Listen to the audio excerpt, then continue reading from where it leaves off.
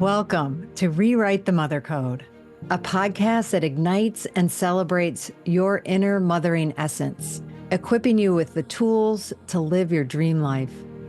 I'm Dr. Gertrude Lyons, an author, coach, educator, and a blend of research, scholar, and mystical medicine woman. Join me in exploring holistic women's development, parenting, self-love, relationship fulfillment, and so much more. Let's delve into the depths of our inner mothers to reawaken our greatest selves and live our juiciest lives. In this podcast, we'll have conversations about mothering and motherhood that are real and raw and unlike any other. Through interviews with inspiring guests, live coaching sessions, and reflections on my own journey, Rewrite the Mother Code invites you to explore what it would feel like to stop living by limiting cultural and generational norms and start living and loving a more intentional life that you designed.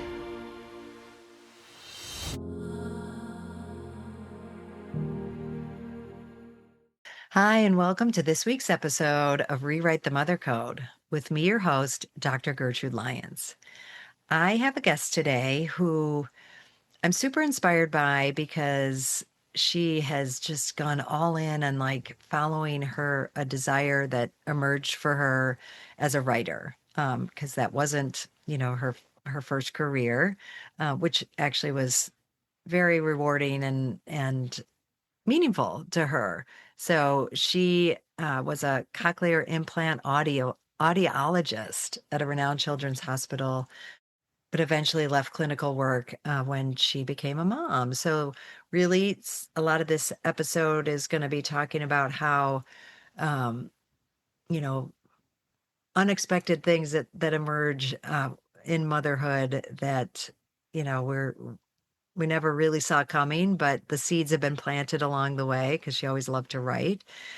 So she's coming on and she'll be talking about that the journey that brought her there, how these books have come into being, and some of her journey as mothering books into the world, and that whole writing journey that I think a lot of people, whether just starting an endeavor, but particularly when it comes to writing and book launching and all of that. So we do spend a bit of time on that too, but I love her work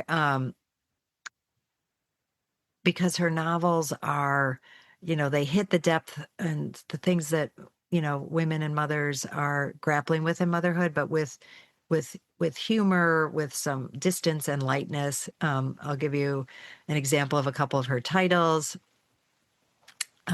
Moms Who Read Romance Novels, Good Moms Say Bad Words, Moms Love Boy Bands.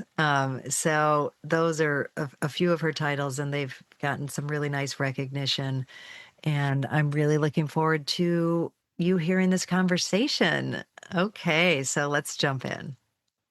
All right. So as promised, here I am with Jenifer Goldin. Jenifer, thank you so much for coming on the show and spending time together today. I'm so happy to be here. Thank you so much for having me. I'm really looking forward to it. Yay, I know. I'm really excited about our conversation. The work you're doing, the books you're writing, and as I said before we got on, just talking about the journey of all that is, I think, a lot of times where the magic is, right? Yeah. And how we learn from each other, how we inspire each other, how, we get women's voices and mothers' voices out there. Even, gives each other courage to share and talk and realize that our journeys are so valuable, right? Like they're golden. Oh, Goldin, that's your name. I love it. I didn't even say that on purpose, but maybe I did. Perfect. Okay, so as I often do, I would love to just kind of kick off and turn the mic over to you for a bit to share your journey, how, starting, it looks like in about 2023, now you've written and published 4 books, I think. Right? Yeah. Or 5, 4, right? Yeah. 4, 4 books that we'll talk about each of them specifically, but, kind of what led up to that, where, how we find you now doing what you're doing, and some of that journey, if you don't I mind? I worked full time, had a career as a pediatric cochlear implant audiologist, which I really enjoyed. Um, I you hear a lot of people talk about how they felt their whole life as a woman they were told to be small and not go for it and not Oh, ruffle feathers, but I never felt that way. I grew up, in the 80s, and I feel like mhm, we were one of the first generations where we were told girls can do whatever boys can do and you can be whatever you want. And yeah. um, I really, really subscribe to that. So, unlike my mom, who was basically nurse, teacher, or a homemaker, she was a nurse. Um, I was told I could be whatever, lawyer, doctor, advertising executive, whatever I wanted. And so I went to school, got my degree, went to graduate school, had a really wonderful career. And then I had kids, and I was like, oh, wait, it really isn't the same. Mm, I kind of realized we were told we could be whatever we wanted, but because of the simple fact that I'm a woman, yeah, it's different because it's different. suddenly all that invisible labor is really going to me. And I got through like the very young years when my kids were really little. I became a stay at home mom because my previous career, I was traveling a lot. So that Yeah. was built in that I was going to be the one to stay at home. And I think my husband and I moved forward without ever talking about these unwritten rules that all of Mm, society subscribes to. yeah. So I was going to manage everything kid related, and he was going to just go on doing what he did. And I had a lot of resentment. And I think, Mm, again, that resentment stemmed from being told I could be whatever I wanted and then realizing maybe that's really not the case. yeah. So it took me a while to figure out that the resentment wasn't so much with him, it was with society itself. And really, what needed to happen was a conversation around what my husband and I just kind of blindly moved into. Mm, But so I was home for 5 years and really in the thick of it. And then when my son started kindergarten, I suddenly had a little bit more time. And I always loved writing. mm, Growing up, I loved writing. It was like the thing I was really passionate about. sure. But when I went to college, I felt, and maybe you felt this way too, I had to have a very defined career. I'm very How type am I going to A. make money? Was my whole thing, right? Like, I love a syllabus. I love a clear goal. And if I had pursued writing, it was so gray. Like, what was I going to do? So, as a lot of women do, I moved toward a helping profession, which I really, really enjoyed.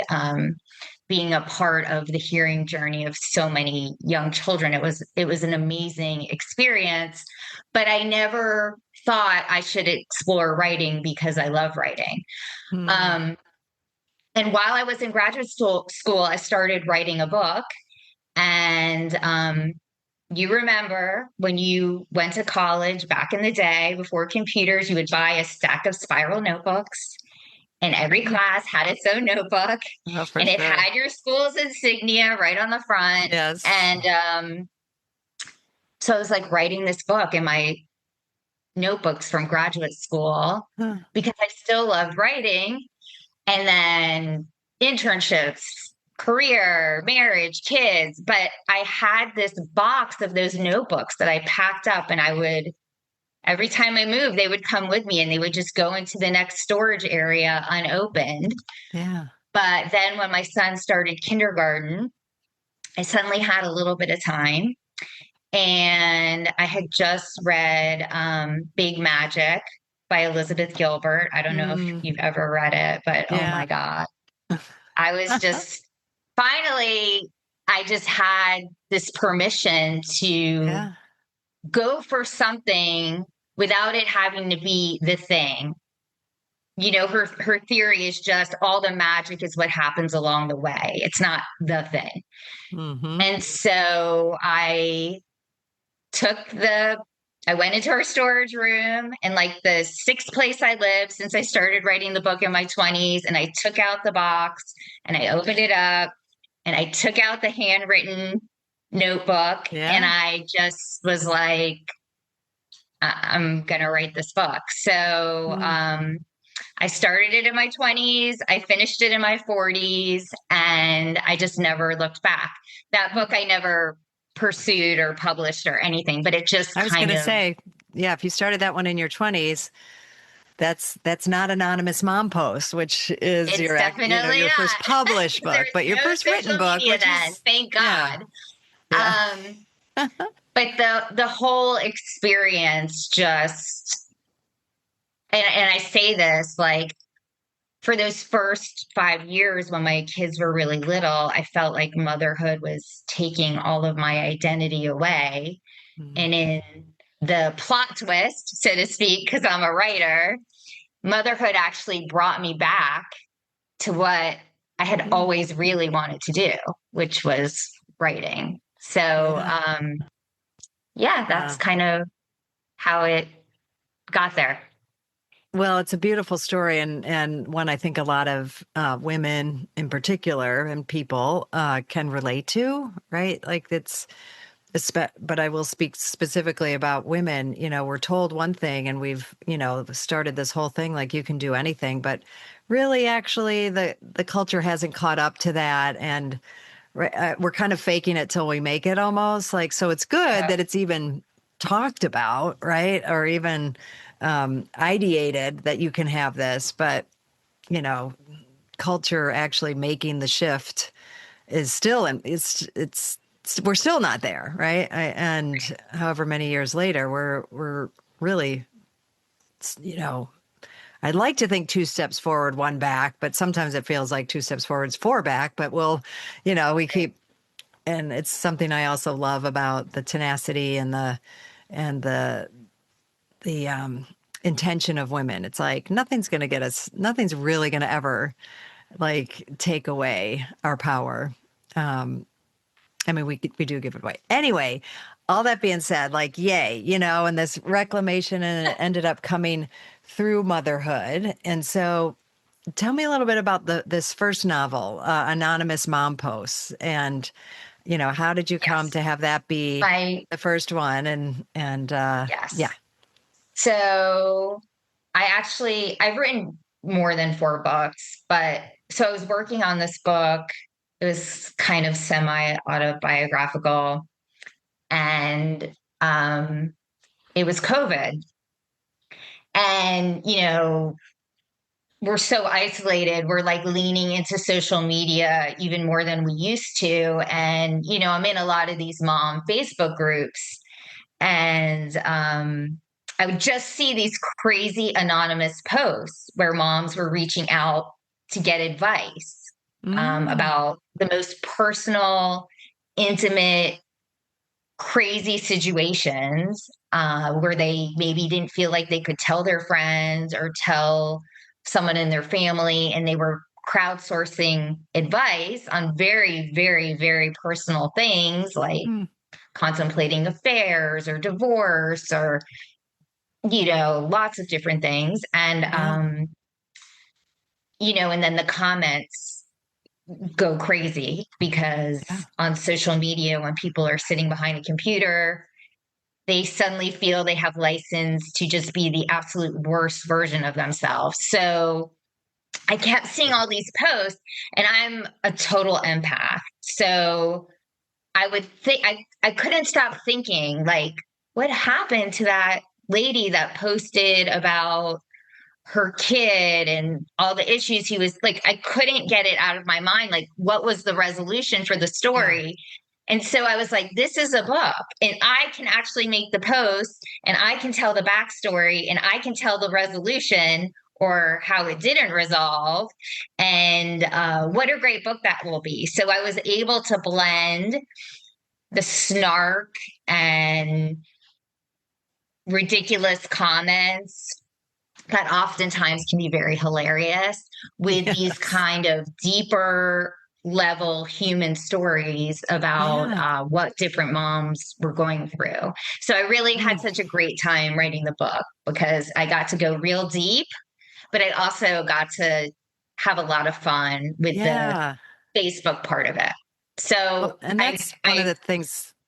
yeah, Sorry, you yeah. finish I was what you going were to say I saying. pushed aside the book I had been working on and pivoted to anonymous mom posts because it was just calling me like you Yeah. have to write this. So I yeah, I haven't quite had that experience, but I have talked to authors who it's like, I was so deep in and, this was the book I was writing. And then, something happens that like, no, now I have to actually write this first and then, right, come back to that. exactly. So it's, I love that. I love those stories, but well, one of the things, and just I haven't read all of your books, full disclosure, but I've looked at them Right. enough and like, and can tell, and I'm excited to actually. Well, I'm not sure which one I'm going to read first, but I I'm excited to because back in the day, and something I talk about in my book, are the dearth of books out there for motherhood that are just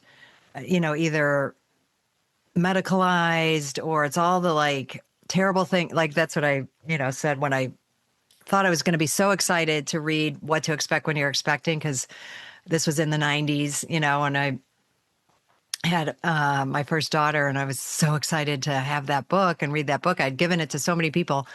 And then only to discover like it's such a not fun book, I It's mean, just factual. Right. it's factual. It's a manual. It's a, Right. I kind of, I renamed it What Terrible Things to Expect When You're Expecting, because it really focuses on all the bad things that can happen, Right. Right. Things Um, that could go and that wrong. Hmm. has its place as a resource, but it's certainly not a book. So finding books, and then, early motherhood and motherhood that, you know, approach the depth and name the challenges for sure and all that, but also, with some humor, with some distance, with, some I have to laugh during this too, or we'll just Right. crumble, Right. right? So Right. I've Right. loved that you know that light approach combined with the like the this motherhood and identity and what we go through, and then look what happened, what did we turn into around social media with each other? It just Yeah. escalated this aspect that I would really, I'm hoping we're turning the tide to, start becoming one team as mothers and women, instead of the way culture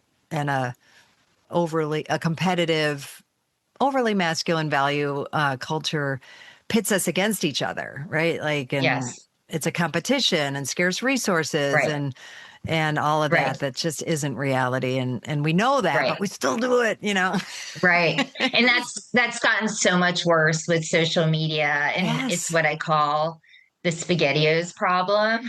It's just a funny term I came up with to encapsulate how I feel, Yeah. which is when I was growing up, my mom would open a can of SpaghettiOs, heat it up, give it to me for dinner, and never think twice because she wasn't seeing on social media what every neighbor was feeding their kid, that this one was Yeah. outsourcing organic food and this one was crushing the wheat and making the bread. Like she could feel fine about giving me SpaghettiOs because she didn't have to see what everybody else was doing. And Right. we truly were not meant to see what everybody else is doing. And No. it just makes us feel so unsure and judgmental of ourselves in a way that is new for moms that didn't Yeah. exist when my mom was a mom. We're just constantly comparing the way other moms are doing things, making the bento boxes that look like artwork for lunch. Like, it's so over the top and out of control. And a lot of it is Yeah. because of the Well, it's like, comparison where on is social that? media. exactly. Where is that, coming from and being driven by? If that's something that brings you joy and, in the midst of like the monotony of making a lunch for your Right. children, you decide to like Right. have it become Then art. yeah, great if Great. it's No, bringing you joy. Right. but so often it isn't. It's like, oh God, I have to do that, and Right. Right. um, yeah, no, for sure.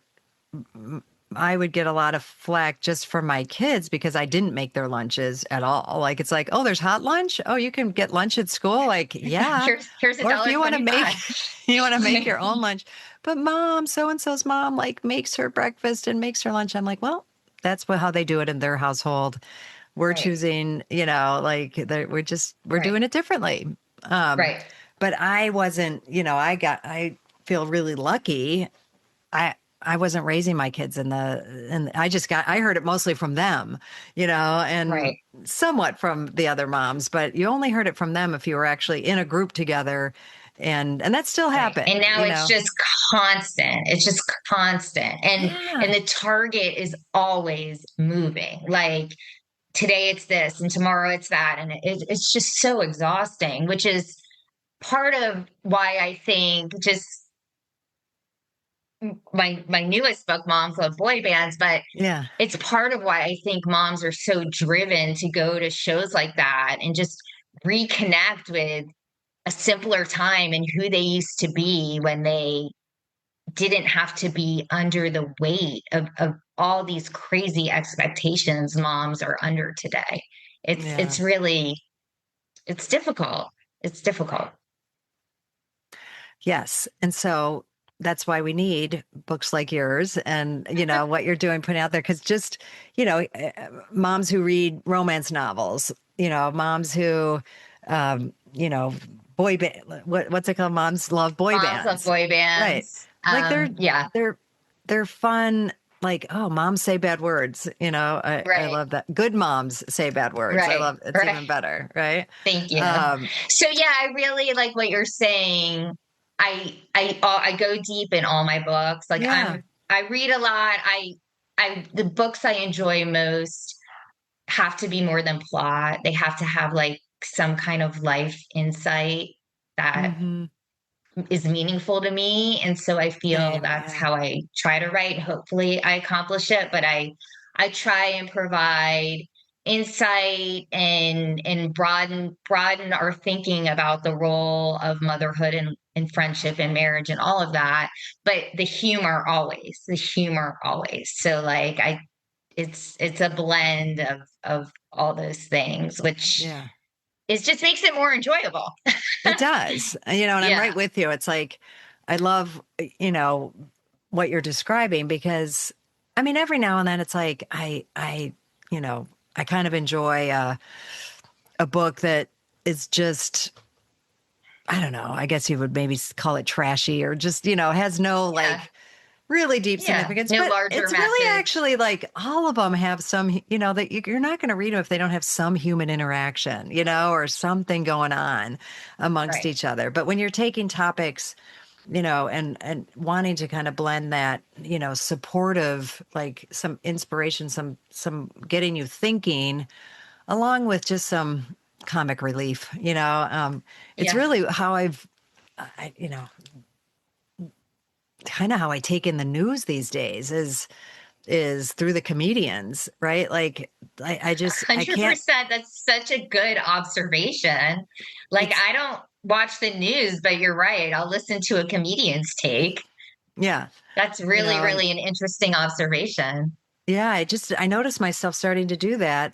And then I heard somebody say like, well, this is how, the only way I'm like, I guess that's what I've been doing, Yeah. is avoiding the like some of the official outlets. I might glance at those too, but it's like, oh, can we just, laugh at some of this and Yes. know that it's serious, but I'm at least learning what's going on. I'm not putting my head Right. totally in the sand, which I'd love to Right. do in some Right. ways, but I'm not doing Right. that.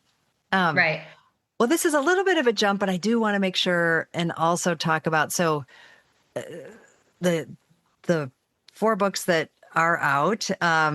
You've self-published, Yes. correct? Yeah. So that's a whole journey adventure, Yeah. and one of them has a Zibby Award, and you're reaching readers, and I think that's so encouraging for writers to hear, right? That because I know I could talk a lot about that journey as well, but if you Right. don't mind sharing some of like how what how did you decide to self-publish, and then some of like your key learns from that. Yes. So with my first book, Anonymous Mom Posts, I did try to get agented, and I worked with an agent at a really big agency for like a year. Ultimately, she passed, and Mm. she told me the reasons why she didn't think she would be able to sell it. And I decided I could see where she was coming from, and if this book ever wanted to see the light of day, which I wanted it to, I Yeah. was going to have to self publish it. And it's funny because without motherhood, I probably wouldn't have done it, because what motherhood taught me is sometimes you have to move forward when you don't know what you're doing, And So true. so, Yes. in that no one was going to swoop in and do it for me. And, that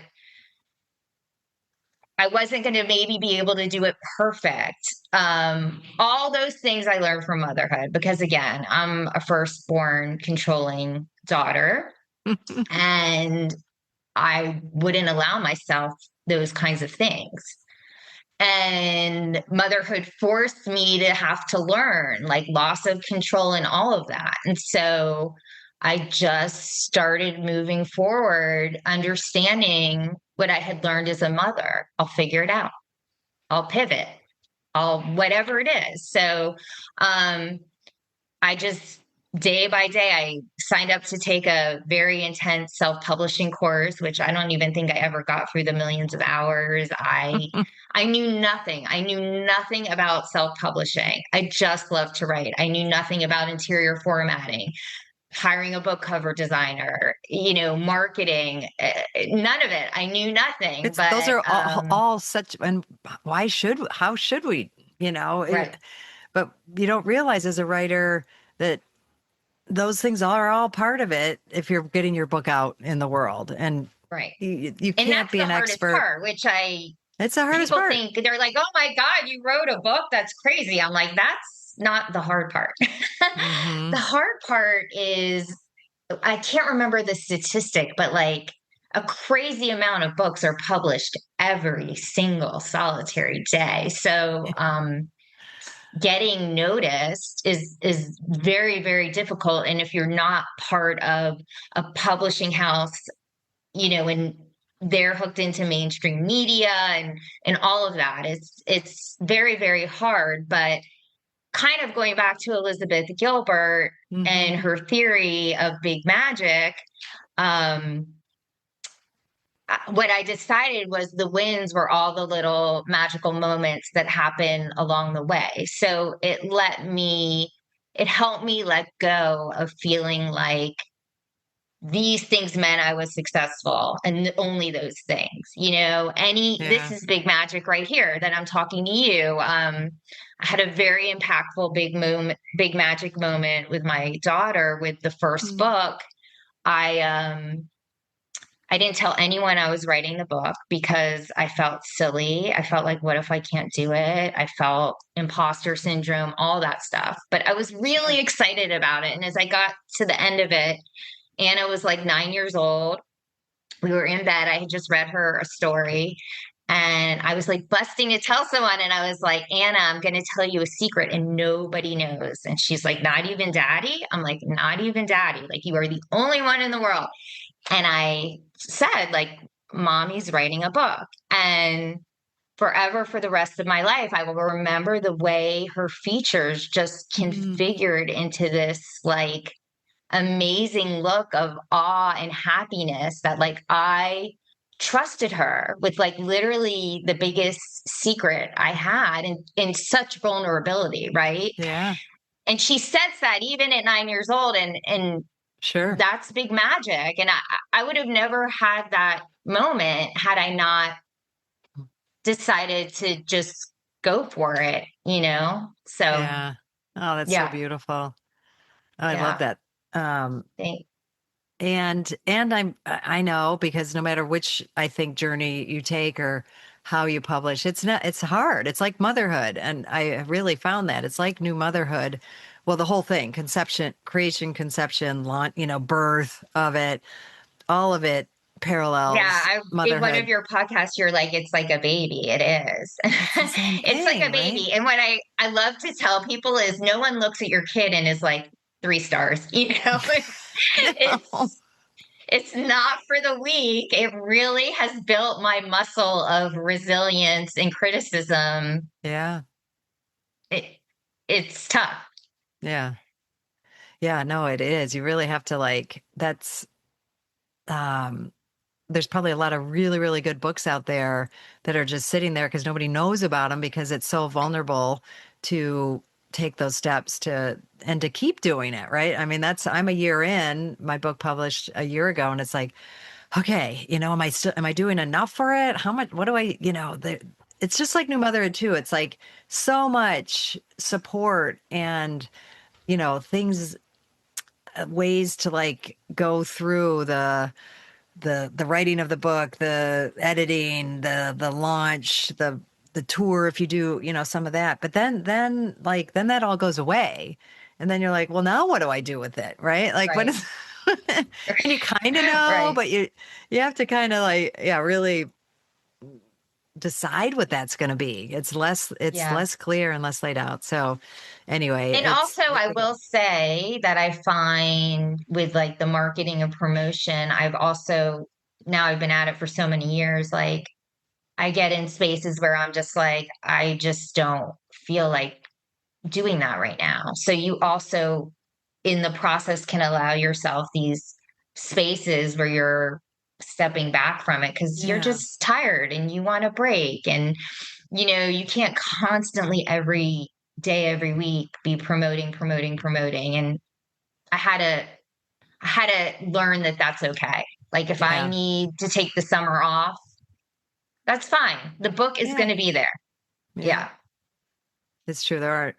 There's you can get really again caught up in it and again, just like motherhood, see things and see how people are with We their could books talk and for like literally days about this. It is like, unless you're in it, it's very hard to understand, but I know you understand. yeah, It's intense.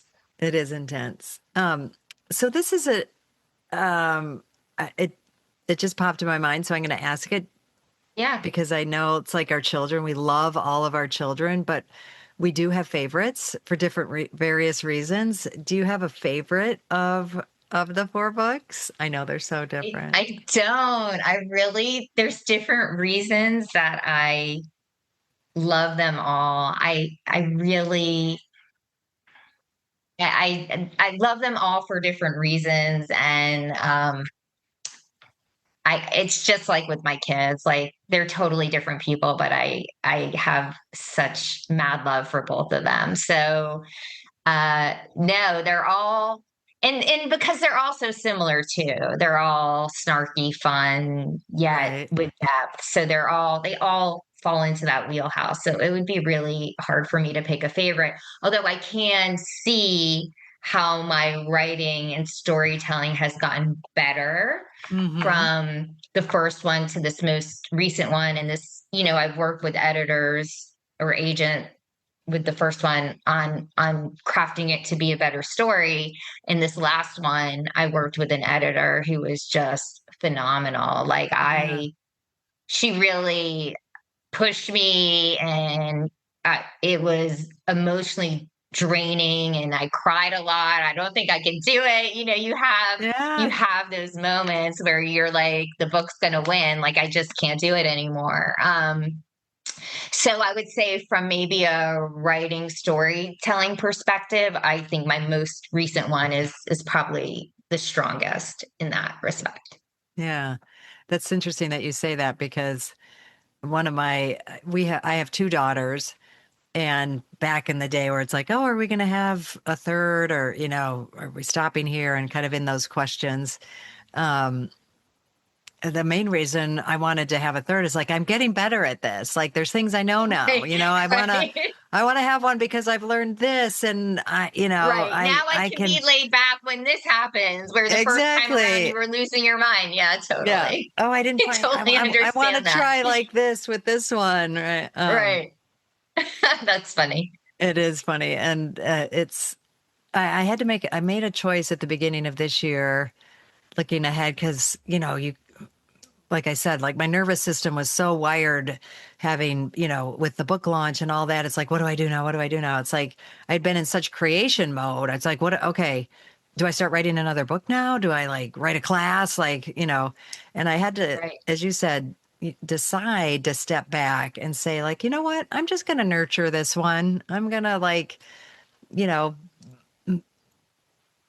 get, which felt more intimate. Like it's at first I thought like, oh, well, you're taking a step back, or you're taking it easy on yourself. But I realized like, oh, it's easy to just kind of like keep going and move on to like keep that more Chase the adrenaline. next It's target as chasing far as as a what you need target. to be doing. Yeah. Yeah. Instead of like, Yeah. there's so much that this book still has to give and that I can learn from it. And I mean, as I was writing it, and it's funny because in the midst of like some of the just crazy hardness of it, I'm like, yeah, I would do this again. I'm like, what am I saying? Like, Right. it It's doesn't like even make logical sense. it It's it like, really doesn't. The struggle of writing and publishing and all of it is so it's like, why are we inflicting this on ourselves? But it's because it's feeding your soul. Like yeah. that's the And thing. Like, like you said, you learned so much about yourself, right. and Yes. we're going to the depths of yourself. And it's like, that's, I think, what I was saying. I want to keep doing this. It could be through a Right. book, but it doesn't have to be. Right. Um, Right. Right. so we'll just let that emerge. And I have some thoughts and ideas, but it's definitely not there yet. But it was, my husband wants me to write a book with him, and that's a whole other, well, Oh, podcast. Yeah, it's really his book that he wants me to like be a part of, so anyway, interesting. it's like that has a whole other like, oh, just stuff that brings up. I'm like, I Right. said to him when he had this idea to bring me in instead of like who he had been working with. It's like, okay, well, I can't say I'm immediately excited about that, but I am. But if we'll need a Curious. therapist. I'm I'm curious about curious. this. And if we will need a we'll need to like go, do couples coaching and therapy, which we've done, Right. over the years of our whole marriage. But we're going to like really need it for this. So if you're up for I it really being can't think of I know how when it's my book and my writing, I see it a certain way, and it's really hard. It'd be very hard to let somebody else's right. opinion come into that like creative process. So Yeah. that'll be interesting, and I wish you lots of luck with that. I know, right? Like I figure, No, but the well, same way we were saying that the writing in some way feeds your soul and is nourishing something inside of you, I would suspect that this process with your husband will also feed totally. your relationship and nourish your relationship in ways that aren't totally clear yet, that could be just absolutely amazing. So, Yeah. there's no gain without struggle. It's like what I always tell my kids, like living safe in the middle, there's no up, there's no down, you know? Yeah. So if you want your relationship to be on the next level, you're going to have to go through some struggle. And certainly writing a book together would bring that to a head, but risk reward, you know? Exactly. Exactly. It's like, um, I there's lots of vehicles to do it, and that might just be the one. And Yeah. I don't have as much of a tied to the outcome. Like we may try it. It may be like, no, this is, like the book you want isn't what, like lots of things could happen, but that's what I'm kind of excited about is to me, there's so much unknown about what's to him. It's like very cut and dry. He just thinks like, no, it'll, he doesn't quite like see Right. all the potentials that I see of how this could go. Right. But Right. that's that Right. like kind of masculine, like, no, A hundred percent. A they don't 100%. What think is so that like holistically. the reels you always see? Like they can have one tab open and we have 500. It's Exactly. just When different. he sees that and Yeah. thinks I'm insane, it's like, well, we're just different. We're different. Yeah. And that's where we Yeah. go. We go with it. Yeah. Well, we went so many great places. And of course, as I get these going, it's like, oh my God, there's, you know, things that I would still love to talk about, but we'll just have to do another one to get I there, would love that. which is exactly, which would be really fun.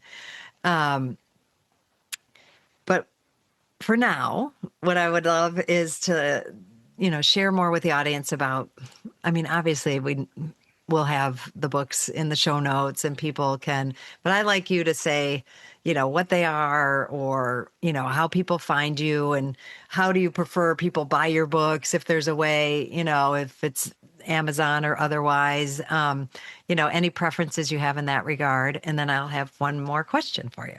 Sure. You can find all my books on Amazon, and I'm also on Instagram at Jenifer, but it's Jenifer, one N in Jennifer, and Golden, Goldin. Thanks, mom and dad, at Jenifer Golden Writes, or on my website, authorjenifergolden.com. So, Hmm. Well, wonderful. Because I imagine, well, I'm sure people will want to dig in and explore more of your work and decide which one they're going to read first, and go from there. Because you don't have a favorite, so you're not recommending any of them particularly first. They're all great. They're all so good. they're all Okay, fun. Yeah. yes. So I'm excited for them to find you. And last question that I ask all my guests because it's honestly selfish and it's a gift to me, but what does rewrite the mother code mean to you?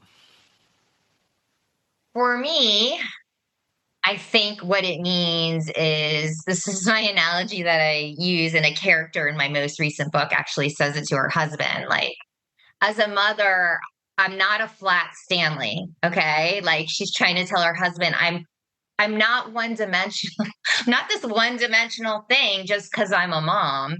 The husband Mm. doesn't even get it because why would he even be involved with the Flat Stanley project, right? So, which every preschool in America does Flat Stanley. But anyway, what she means by that, and what I mean by that, is there's historical context for moms only being moms, for moms only cooking, cleaning, taking care of their kids, because until the modern age, really, that is truly all women had time for. They had to beat the laundry against the cleaning thing by the lake. They had to spend 10 hours a day cooking. There was no time for anything else. But unfortunately, we've taken that mindset that we can only be mothering if we're moms into the modern age where we now do have time to be multidimensional. So I would say rewriting the mother code for me is knowing that you are allowed to be more than just a mom. Even if you want to hire a babysitter, go play mahjong, whatever it is, you should be able to do those things and not have to feel guilty about them. You Yeah. are taking historical context that was necessary from hundreds of years ago, and you're applying it now to a completely different world. So please allow yourself to do things even if you think they feel self-indulgent. They're Yeah. not. Just go be a multidimensional woman. You don't have to mother 100% of the time. Yeah. No, here, here. And well, as I say in my book, the most important person you do need to mother is yourself because we Yes. are so inclined to mother ourselves and outside. But that's beautiful. I love that so much. And I love how personal it is for you and flows from the person you are and the work that you're doing. And Thanks. so I'm grateful for what motherhood additionally brought out for you and brought into the Thanks. world so that, others can learn and And be you too. seen. Thank Look at all you. you've done. I Yeah. mean, you get so much of what I'm talking about just because It's although what I'm you've immersed done in. different Right. things, you've done the same, taken the same risks, and I'm sure you feel Yeah. very fulfilled. And Yeah. yeah, Which is a good feeling, right? To yeah, it really is. be connected with that and connected with, work that's meaningful. And I don't see any end to like, manifesting it in some way or another, right? As Right. time keeps marching on. Well, thank you so much, Thank Jennifer, you. for I being really, here. It really was appreciate it. a Thank you. wonderful treat, and I can't wait till, well, right. I was going to say I can't wait till it airs, but by the time people hear this, it will be obviously aired. But I'm excited for it to be out in the world and for people to be finding you. So wonderful. Appreciate it. Really appreciate it. Thank you so much. Thanks. I never get tired of hearing women's stories and the beautiful journey, and especially, wherever we're at in it. Young women to women who've been through a few careers and just somewhere in there, um, having children may have been part of their mother journey and what that elicits and brings out. And I particularly loved how Jenifer talked about that, growing up in the 80s, she did receive different messages than I think women had before that, she didn't have to limit her life and she could do anything she put her mind to and was much more encouraging and, and heard that kind of support and had that kind of support to then discover when she became a mother, like, well, actually, maybe not. And we're, it's still a challenge. And no, the system and the culture is still isn't really set up for that yet. Um, so well, you heard me say like, yeah, we're faking it till we make it, which I think, might be just part of the process. We're bumping up against it and realizing that, new trails are being blazed all the time and it's happening. It's hard. And that's why I'm so grateful for the women who are finding their way and not letting, the challenges stop them and realizing how important it is that we cheer each other on, that we support each other, that we, don't let the loud, critical voices and the competitive voices of social media and the internet bring us down. And so I think that's super important. And then, if you are, I loved her story too, because, she had basically written or had the bones of a book or, had started one and it sat for 20 years before she brought it out. And then that she wrote it and that wasn't even the book she published, so uh, I think for me, it's like remembering just take that step, just follow your heart. And I loved how we connected and resonated with like, and have it, do what's meaningful for you, do where you're learning and growing, that not just doing hard work for the sake of hard work. It's because it's growing our soul. It's, we're remembering ourselves, we're redefining, we're reemerging through them.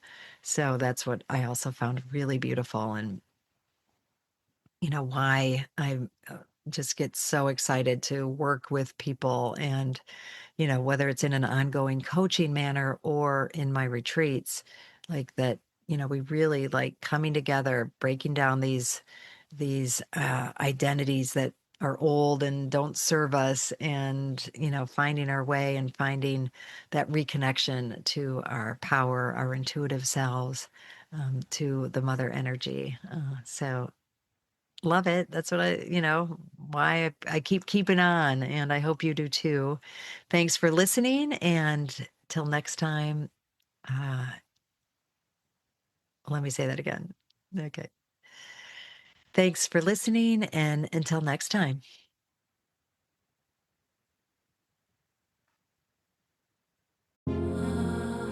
Thank you for being with me on this episode of Rewrite the Mother Code. Dive in even deeper into the content by visiting drgertrudelyons.com. And that's drgertrudelyons.com, where you'll find comprehensive show notes, blog posts, and ways to work with me.